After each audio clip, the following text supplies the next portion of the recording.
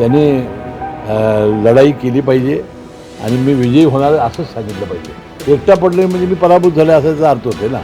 मग जाणार कोण म्हणतं म्हणजे ठाकरे बंधू एकत्र यावेत किंवा आम्ही एकत्र यावेत, त्याच्यावर सगळ्यांच्या सदिच्छा आहेत. आता त्याचा मुहूर्त कधी असेल त्याचा सगळ्या नेतेमंडळींना माहिती आहे. एकत्र जमलेला आहे. काय नेमकं कारण आहे? स्थानिक स्वराज्य संस्था निवडणुकीच्या अनुषंगानं आहे की नेमकं काय? नाही, आता मी जेव्हा पालकमंत्री होतो त्यावेळेला महिन्याला तिन्ही पक्षाचे सगळे पदाधिकारी बसत होतो. अनेक विषय आहेत. जिल्हा नियोजन मंडळाचा निधी आहे, समित्या नेमायच्या आहेत, जिल्हा राज्यस्तरीय, त्यानंतर स्थानिक स्वराज्य निवडणुका आहेत, हे सगळे आहेत. या निवडणुकीचा आज काय विचार होणार नाही, परंतु बाकीचे विषय आहेत त्याच्यावर चर्चा होण्यासाठी आज बैठक बोललेली आहे असं समजतंय. साहेब, राज्यामध्ये एका बाजूला कोरोना होतं, एका दिवसात 4 ते 5 लोकांचा मृत्यू होते. आता आकडेवारी समोर येते.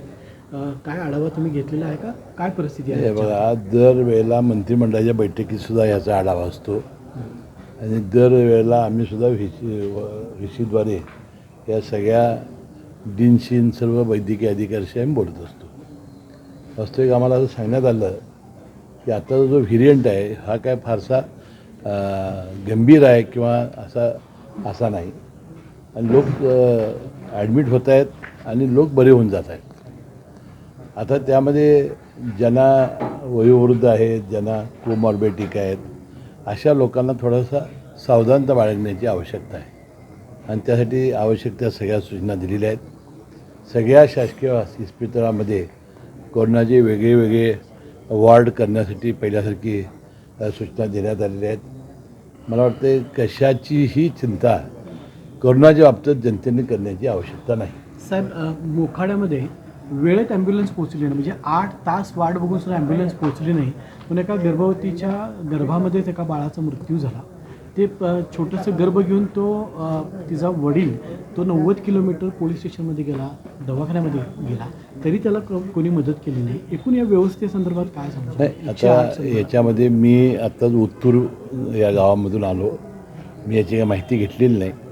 मग ते सार्वजनिक आरोग्य विभागाचा विषय असेल, म्हणजे सार्वजनिक विभागाचे मंत्री महोदयाने याची माहिती घेतली असेल आणि योग्य ती कारवाई करतील. सुप्रियाताईंनी आज दोन्ही राष्ट्रवादी एकत्र येण्यासंदर्भातले संकेत दिलेत. पाऊस पडल्यानंतर रेनकोट घ्यायचा की छत्री घ्यायचं ते ठरवून घेतलेत. एक प्रकारे सकारात्मक चर्चा चालू झालेली आहे का? कारण कार्यकर्त्यांची भावना आहे की दोन्ही राष्ट्रवादी एकत्र यावे.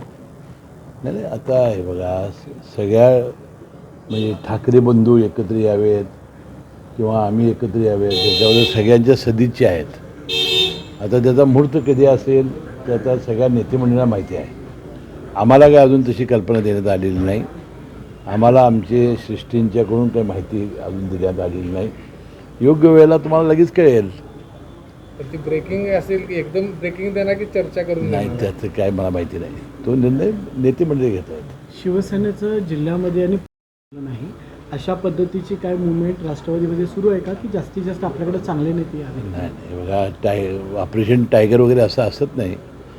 कार्यकर्त्यांना समजावून देऊन, कार्यकर्त्यांना दिलासा देऊन, या निवडणुकीत आम्ही तुमच्या मागे कसं उभं राहणार आहे सांगून, त्यांचं मनपरिवर्तन करून मग आमची पक्षात घेण्याची मोहीम आहे. सतेज पाटील काल गडिंग्लजमध्ये म्हटले की जिल्ह्याच्या राजकारणात मी एकटा पडलोय. भावनिक साथ कार्यकर्त्यांना घातली. तुम्ही जवळचे मित्र आहात. तुम्ही काय नेमकं? नाही, ते मी त्यांचं आज वाचलं. आता हे जनरल निवडणुकीमध्ये ठीक होतं की मी एकटा पडलो आहे म्हणजे त्यांना कदाचित सहानुभूती मिळू शकली असती. आता ह्या ज्या निवडणुका असतात गोकुळच्या, विधान परिषदेच्या, एकटं पडलं की घोटाळा होतो. मग म्हणतात बहुतेक याचा पराभव होते वाटतं, लोक जातच नाहीत. मला वाटतं त्यांच्याकडून ही अपेक्षा नाही. त्यांनी लढाई केली पाहिजे आणि मी विजयी होणार असंच सांगितलं पाहिजे. एकटा पडलो म्हणजे मी पराभूत झाले असाचा अर्थ होते ना. मग जाणार कोण मतदार? गोकुळचे हे मतदार हे ठराविक आहेत, ते फार हुशार आहेत.